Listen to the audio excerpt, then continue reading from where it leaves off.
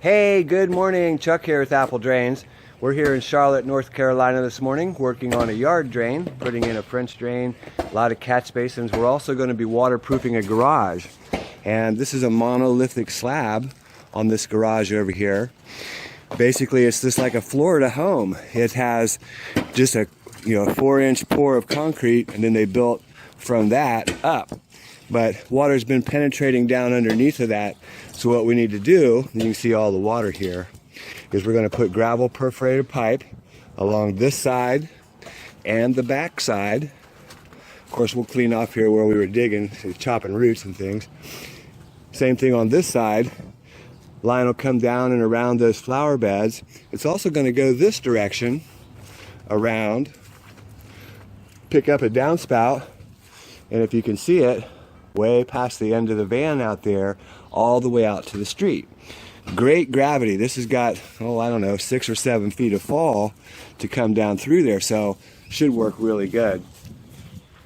This is a project that you could do yourself, and it's not that it's easy, but it's not hard.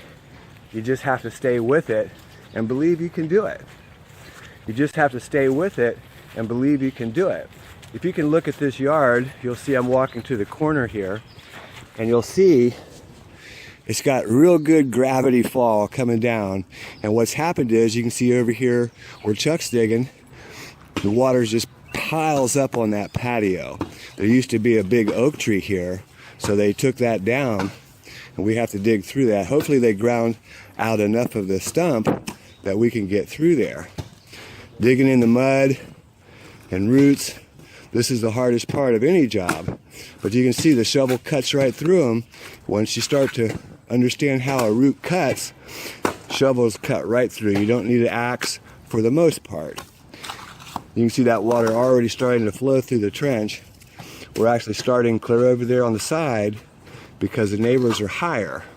Catch basin, pick up the downspout. You can see the areas of water in the yard. We'll pick those up as well. So from that side of the yard and this side of the garage, we're bringing that water around. A lot of catch basins, some gravel perforated pipe weight. We may use the styrofoam peanut, the easy flow, some of that in the yard as well. That's going to come through, and we've got to get it on the other side of the driveway. So we went ahead and cut the walk, or the driveway, and we'll pop off that asphalt, and then we'll trench all the way out there to the street. We're also going to pick up the back of that garage and bring that line down here. Okay, so we've got the bulk of our trench done. You can see it already filled up with water. We're going to hook up this downspout as well over here. It'll come down into our trench. Comes around the corner here. There's a gas line that we had to cross over. And a couple of little feeds out to pick up sections of the yard. Another one here. Main line comes around this patio. Kind of muddy here, so hang in there. You can see we've already got a flow of water coming through here. It comes all the way out. Last little section to connect between that fence and the driveway, and then it'll turn and go all the way out to the street. Put another feed in here coming from the garage side. We're going to put gravel perforated pipe here along the garage, and that'll come down. You can see the water flowing already. It just pours down through there, so it's going to work really good. Pretty wet out here to be digging. Here on the back side, same thing. Gravel perforated pipe comes around, pick up the downspout, turns, and it runs all the way out to the street. On a project this size, there's almost 400 feet of pipe here, plus the gravel perforated pipe around the garage, cutting the sidewalks, cutting the drives. It's best to do this, if you're doing it yourself, do this in small sections. So in other words, make it 3 jobs instead of 1. And it's really nice if you draw yourself up a plan of where you want to install. It may change as you actually start to dig and excavate, but that plan will really help you understand what areas need to be addressed. So here I've got a crew of 4 guys. I'm cutting the sidewalk, we're going to do that first. We try to get some of the harder things done first. And again, I say it's hard, but really it's quite simple to do most of the work here.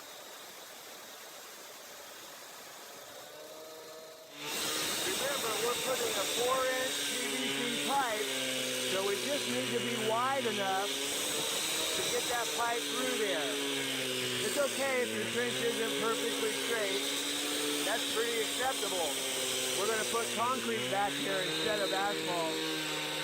So always remember after you use your concrete saw to rinse your area off, because what happens is that diamond blade, it brings up real fine concrete liquid, almost like a mortar, and it'll stain your concrete.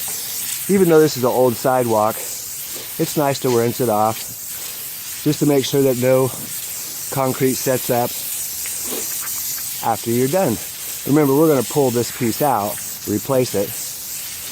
And the same thing over here, whether it be concrete or asphalt, always rinse it off just to make sure nothing sticks.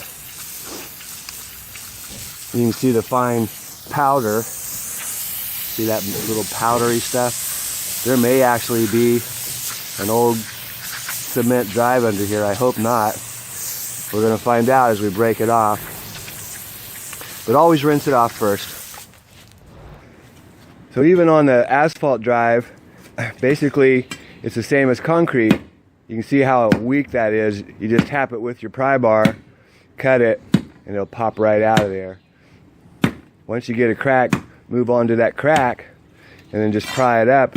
Another person lifts it up and takes it out. What we want to see though is if there's any concrete underneath of here, because there might be. And usually there's not on an asphalt drive, but in an older home, you just never know. I see a lot of gravel, that's pretty normal.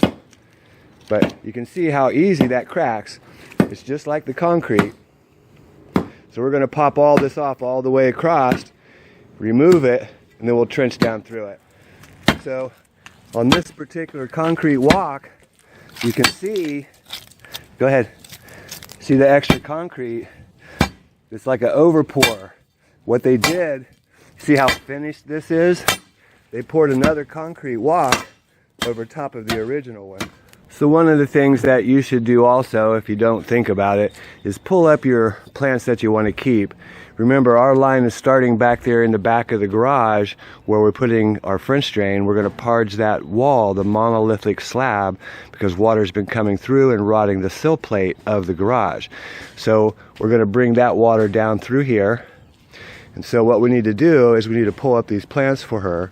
We saw some bulbs. We'll pick up the bulbs as well, and she can put them back after we're all done. And you know, when it's muddy like this, you can, if you've rented a trencher, good luck, because luckily this is very downhill, and hopefully the trencher can pull through that mud without just spinning the tires. You can see my trailer tire, just where we tried to pull into the driveway, it is so wet that it just gets stuck.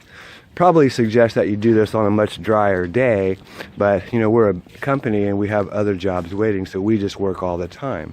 Anyways, I'm going to pull up this hawthorn and then we'll be ready to trench down through. Okay, so now we're sending the trench out to the street. You can see I've got a couple of guys pulling on the trencher because it's so slippery. Even though that's downhill, it's still, the wheels just spin and spin, so it takes a couple of guys to help that trencher along. Up here, we've got to dig by hand because it's on such an incline that the trencher would fall over into the fence, or there could be an accident, so rather just dig this whole area by hand. Again, this is not a hard job, it's a muddy job because it rained so hard here in Charlotte yesterday, a couple inches of rain, flash flood and all that stuff, but really a simple job. And I think that the homeowner could do this if he had a helper in probably a day and a half. We'll probably finish this today. You can see our trench over here, we're coming along looking good all the way through to the other side. We'll come right down through here.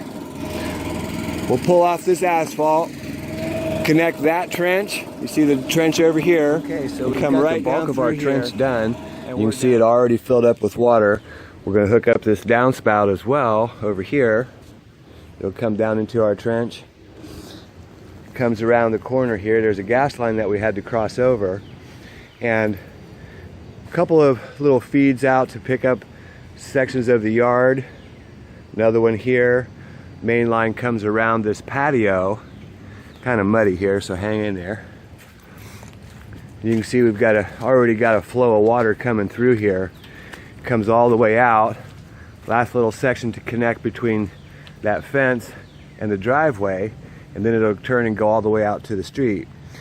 Put another feed in here coming from the garage side.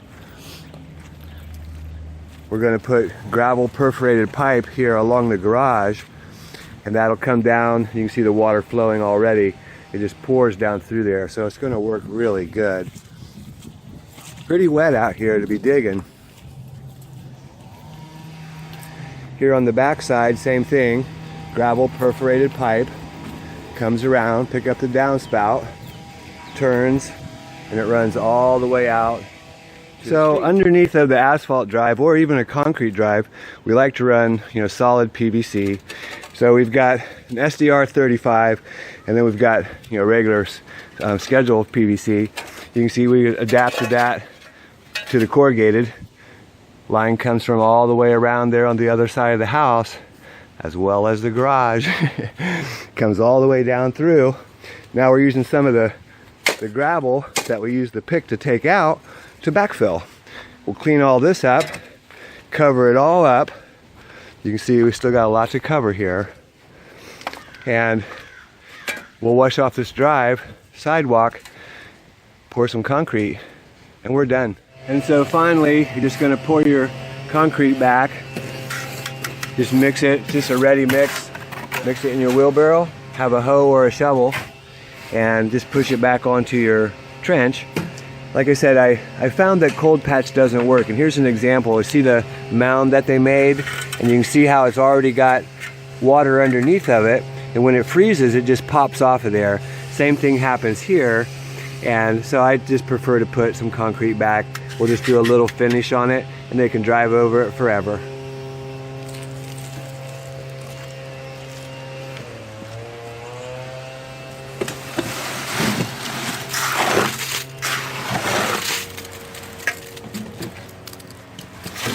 Now go over there. Let's put the rest of it over there.